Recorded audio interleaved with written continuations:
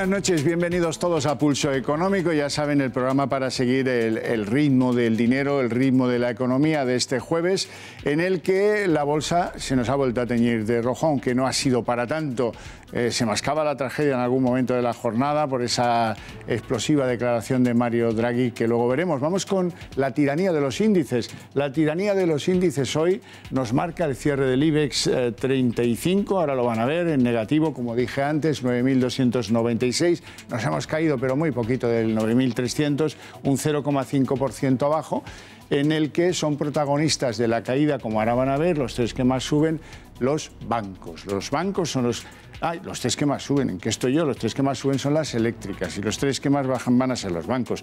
Entre las eléctricas, la que más ha subido hoy, Iberdrola, 7,7 de cierre, 3,5% de aumento. Endesa, que aunque en bolsa tiene poco, pues marca 22,63 y sube 3,2. Y Naturgy, que ya saben que es gas natural Fenosa, pues 24,57 y mejora sus posiciones en un 2,8.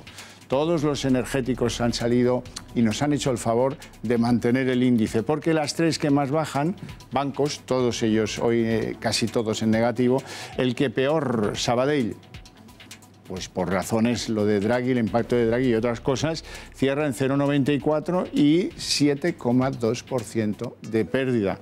Bankia es el segundo liderando las pérdidas, cierra 2,54 con pérdidas de 5,3%, y CaixaBank pues también cierra en 2,99 y unas pérdidas en el día de 3,8%, que no está nada mal como pérdidas. Vamos a los fundamentales de la economía española para que ustedes lo recuerden y tengan el cuadro de mando a disposición. Crecimiento, aportación trimestral del Producto Interior Bruto, la última conocida 0,7%.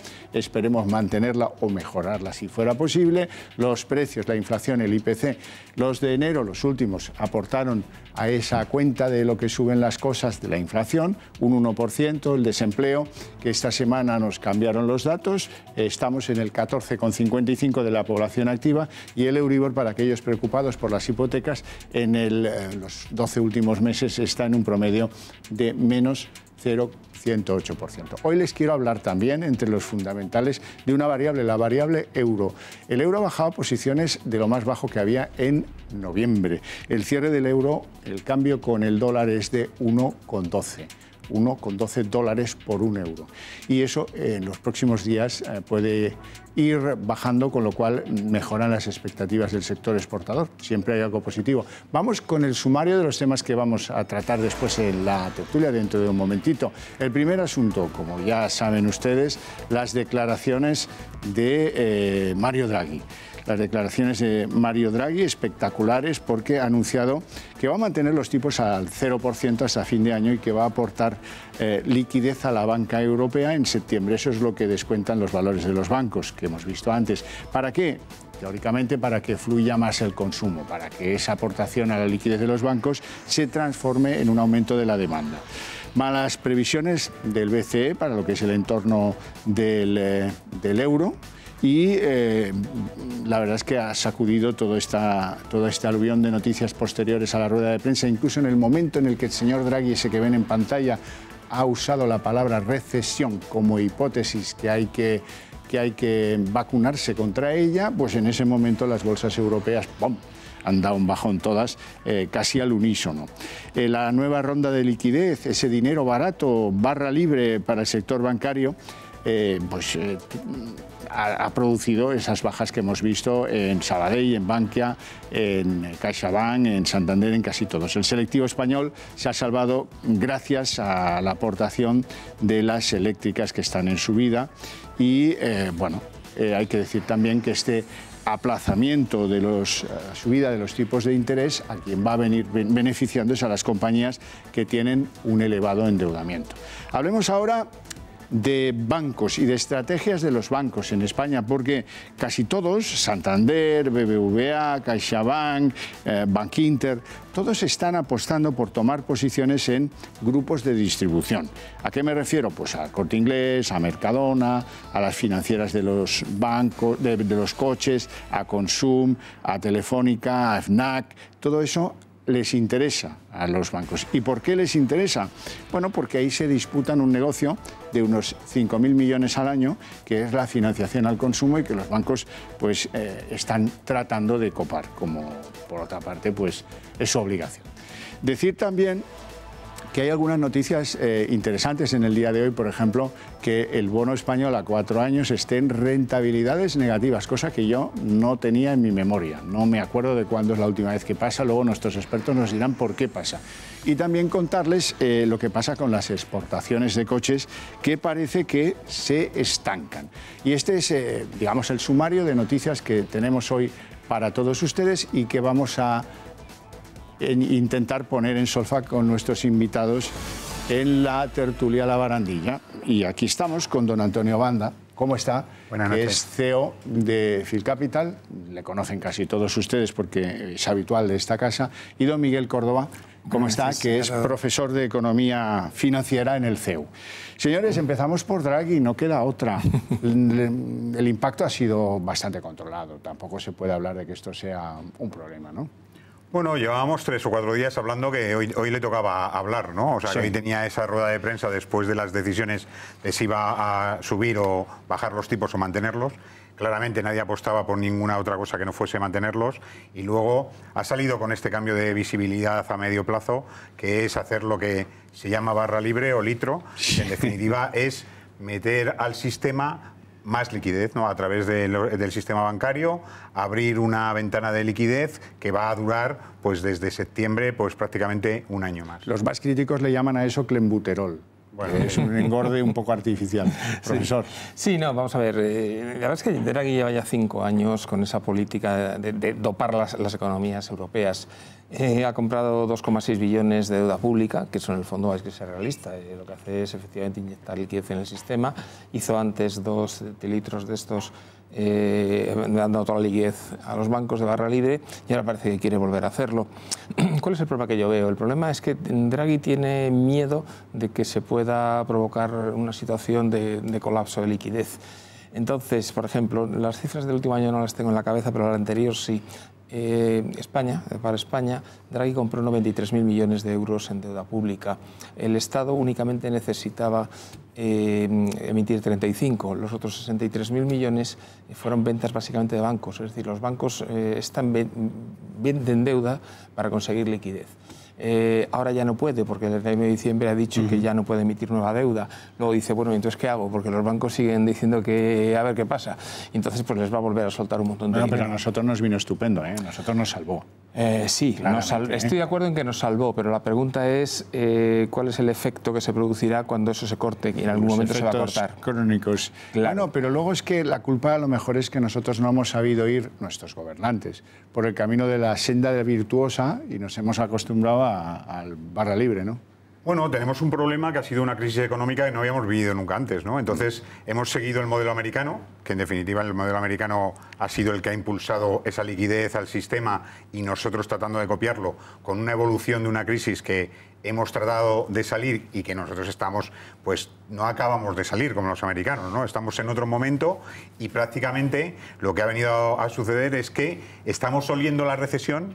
Y eso nos ha hecho paralizarnos, ¿no? Y eso le ha hecho paralizarse al sistema y al propio Draghi, ¿no? Que ha tenido que hacer o dar un mensaje hoy que desde luego poca gente esperaba, ¿no? Aunque no es un mensaje, pues como no es terrorífico, ni tampoco es de animarse, pero sí es ponerse por encima, como siempre, de todo lo que es el entorno económico europeo. Es decir, oye, aquí estamos nosotros por si pasa algo y os ponemos esta liquidez a vuestra disposición por si tenéis necesidad, y en lo que entendemos pues no hay problemas, ¿no? Ahora mismo no tenemos problemas serios, pero estamos viendo que hay algunas señales que nos están diciendo que puede haber algún problema. Por lo tanto, estamos poniendo una tirita antes de que tengamos la herida. Bueno, probablemente, y sea lógico, la preocupación de Draghi sea Italia, sobre todo, ¿no? Con una prima de riesgo alta, 260 de ese entorno, sí, y una preocupación para el sistema europeo. Claro, porque Italia el problema que tiene es que yo creo que va a entrar en recesión, y lógicamente Italia es una economía bastante grande. Nosotros estamos en 1,2 de PIB en billones y Italia 1,8, es una economía un 50% más grande que la nuestra.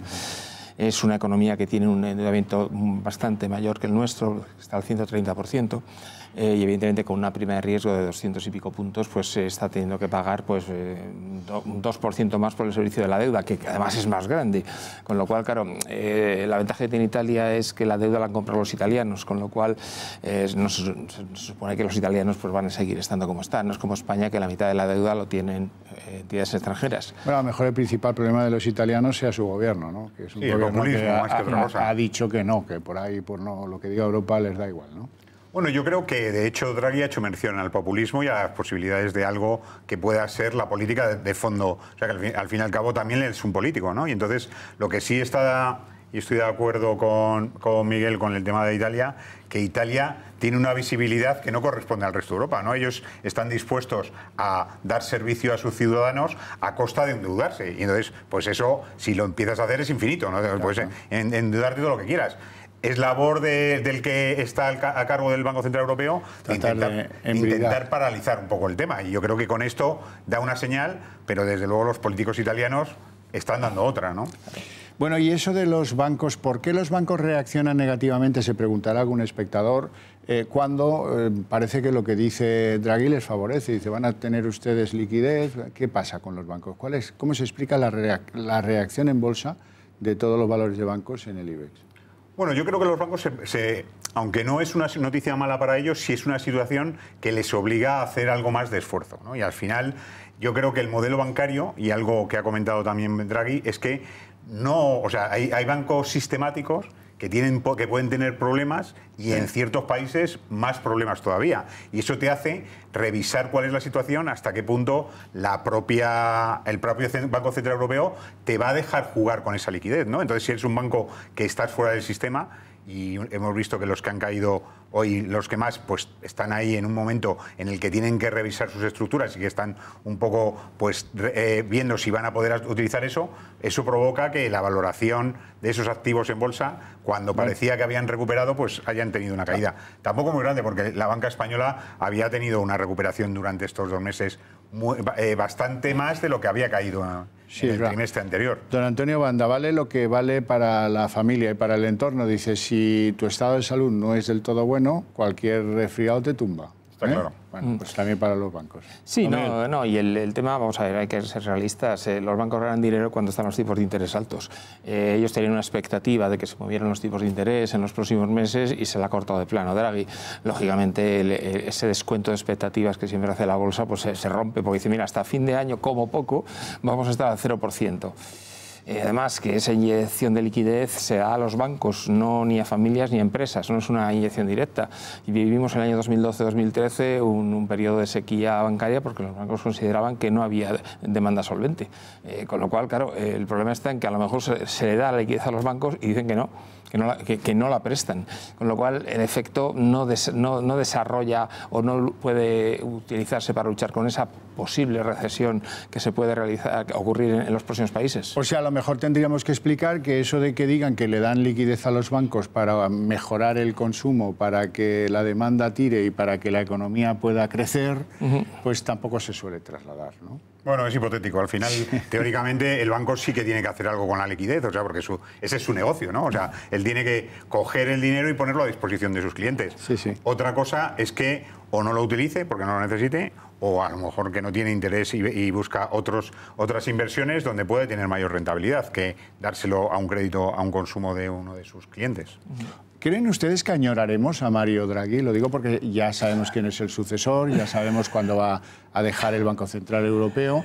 En instituciones europeas, gente con un plan propio, pues ya hemos visto lo del Brexit, no parece que abunden. Y equivocado o no, sí que es un hombre que le ha sabido dar la impronta Draghi al asunto. A lo mejor la acabamos pagando dentro de unos años, no lo sé, pero es un señor que sí que tiene un plan, ¿no? Sí, sí, un plan tiene. Lo que pasa es que creo que es un plan que insisto en que ha dopado a todas las economías europeas, ha apuntado en la barra de hielo el dinero ficticio con el que ha comprado esos 2,6 billones de deuda pública, y esos 2,6 billones de deuda públicas habrá que pagarlo y ahí en algún momento determinado se tendrá que amortizar. Entonces, claro, a mí Draghi, yo no estoy muy contento con él, porque creo que no se puede mantener durante 5 años dopada una economía. En general, los fallos del mercado, la economía los corrige. Y esto claramente es un fallo de mercado. O sea, tener los tipos al 0% o incluso negativos, o sea, que el dinero no solo no valga, sino que tengas tú que pagar por prestar, es una burrada. El bono a 4, claro. Tú inviertes en bonos del Estado español hoy. Sí. A 4 años y tienes que pagar encima. A ver, ¿cómo se explica eso del bono? Bueno, yo creo, fundamentalmente hay un elemento clave aquí que es la pendiente de la curva, ¿no? O sea, normalmente los tipos de interés tienen una pendiente positiva porque teóricamente cuanto más tiempo estás, más te pagan. O sea, eso es una teoría económica clara. ¿Qué ocurre cuando se invierte? Que hay unas perspectivas de una posibilidad de recesión económica, ¿no? Entonces, si se invierte es que lo que va a pasar en el futuro va a perjudicar a tu actividad. ¿Qué ocurre en este momento? Que tenemos una elasticidad muy amplia en las perspectivas y la curva tiene movimientos que muchas veces dependen más del propio movimiento temporal, es decir, los tipos a 4 años probablemente se hayan situado en negativo porque o bien el tipo diferencial de los bonos a 5 años y el de 3 se ha movido, van a pagar un cupón y el precio cae, no como consecuencia del mercado, sino como consecuencia de la valoración de ese cupón. O sea, es una cosa muy sencilla, puntual. Sí, yo no creo que tenga efecto tan significativo. Ha habido una comparación porque lo que sí que ha pasado en Estados Unidos es que en Estados Unidos los tipos se habían repuntado al largo y entonces cuando se han situado por encima del 3%, el mercado se ha asustado porque ya estaba viendo que iba a haber muchísimo más recorrido y directamente la Reserva Federal lo paró. Aquí yo creo que el que esté el bono en negativo a 4 años está ahí, pero aunque esté negativo, estaba hace 3 días en positivo un 0,20. No es que haya habido un movimiento muy claro y no va a significar nada. Lo paró es una amabilidad por su parte, le hizo un placaje en toda regla con penalti y exclusión. Sí, lo que ocurre es además, en este caso se junta una cosa. Hace un mes la prima de riesgo en España estaba a 112 puntos y ahora está a 98. Es decir, ahí tienes un 0,15 prácticamente, que es la bajada que ha pegado el bono, porque lógicamente estamos con el alemán. Si tiene menos prima de riesgo, el mercado secundario automáticamente se ajusta. Yo creo que va a ser puntual y que el bono 4 años volverá a estar por encima de las rentabilidades positivas como poco. Sí. Por cierto, buenas noticias del conjunto de los ciudadanos españoles que, a diferencia de los que les gobiernan, ahorran. Resulta que el 50 y un poquito, el 50,4, según los encuestadores, este tipo de cosas, confiesa que en febrero pudo ahorrar, cosa que no siempre ha sido así en los últimos años y de la cual pues hay que congratularse, porque cuando la gente ahorra, pues tiende a desendeudarse, tiende a liquidar endeudamiento y tiende a conservar algo ahí de patrimonio que en caso de necesidad siempre viene bien, ¿no? Esto que es elemental, pues parece que es lo más alejado de la vida de nuestras administraciones, que gastan y gastan. Está claro que las administraciones no provocan el ahorro de ninguna, o sea, lo vemos en todos los lados. Sin embargo, las familias españolas sí que, primero, están empezando a saber lo que es ahorrar, ¿no? Porque normalmente en la historia nadie les ha enseñado, ¿no? Ha sido la parte esa del ahorro era una asignatura pendiente y normalmente lo que utilizaban es el sistema bancario en función de la necesidad de su situación, ¿no? Yo creo que hay que empezar a pensar en el ahorro y porque nos vienen unas épocas muy malas, ¿no? Tanto de no cobrar las pensiones, posiblemente, sí, de tener que justificar tu futuro en base a lo que hagas, no para nosotros, que ya somos un poquito trabajo, pero en los que empiecen a... Como te caigas a la cuneta, será difícil que lo vuelvas a tomar, ese tren, ¿verdad? El tren laboral. Eso es, hacerte, por lo menos con la idea de unos términos económicos que hasta ahora no nos planteábamos, porque teníamos a nuestro Estado ayudándonos a muchas cosas. Yo creo que los jóvenes ahora van a tener otra diferencia, que va a ser que se van a tener que buscar la vida a ello. Y eso se va a llevar a todos los niveles de incrementar el ahorro y es una buena noticia, desde luego. Bueno, no para debate, pero sí para que ustedes lo conozcan, si es que son curiosones de este asunto de la economía. Está toda Europa revuelta porque han descubierto una vía de blanqueo de dinero que sale de Rusia y a través de países aparentemente muy serios como Dinamarca o como las viejas repúblicas bálticas ha venido a la luz occidental y se ha blanqueado. Dicen que son 2 billones españoles de dólares, o sea que es muchísimo dinero a lo largo de muchos años, claro está, y con la impronta de algunas entidades muy conocidas y muy importantes de la banca de esos países nórdicos, escandinavos y de las ex repúblicas del Báltico. Bueno, dicho queda. En cualquier caso, vamos a la bolsa española y me interesaría mucho conocer su opinión sobre eso que parece una estrategia declarada de los bancos de tomar posiciones, de controlar el 50 o el 51% o lo que se pueda de grandes compañías de distribución. Antes lo anunciaba la del Corte Inglés, pero Dia, pero Fnac, pero las de los automovilísticos, las de financiación de automóviles, todo eso. Esa es una estrategia, son 5.000 millones lo que estamos hablando de negocio en discusión, y esa es una estrategia, digamos, de terminar de rebañar el plato. Bueno, clarísimo. Tenemos todas las compañías de crédito al consumo tienen un diferencial, que es que cobran intereses absolutamente pues altísimos, ¿no? Fundamentalmente porque normalmente es una exigencia del que hace la compra, pues intentar justificarla. Sobre todo cuando son importes pequeños, es muy fácil financiarlo, ¿no? En definitiva, si tú vas a financiar 300 euros y resulta que el coste de la financiación es de un 10% cuando los tipos están al cero, no echas los números, porque si es un 10% son 30 euros y no te entran ese número. Y al final, con esas grandes financiaciones pequeñas se consiguen los grandes números. Y los bancos que habían perdido parte en ese negocio, porque realmente había ido... Lo habían desdeñado. Sí, bueno, yo creo que lo que había pasado ahí es que pesaba mucho el aparato tecnológico y entonces han venido compañías con tecnología que han hecho sistemas para que tú te pudieses pedir el crédito instantáneo, ¿no? Estuvieses allí comprando en la tienda y directamente te diesen el crédito a base de un...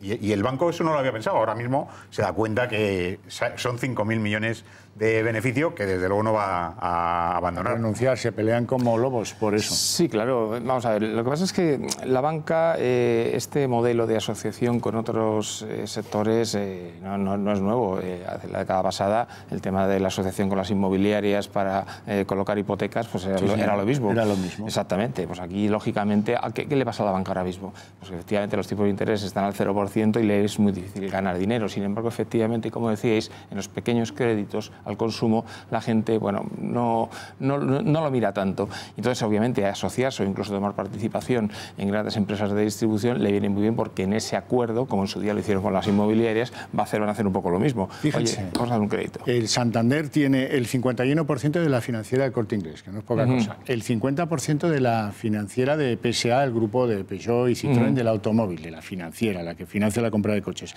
El BBVA tiene acuerdos con Mercadona, tiene acuerdos con Inditex, con Vips, con Consum.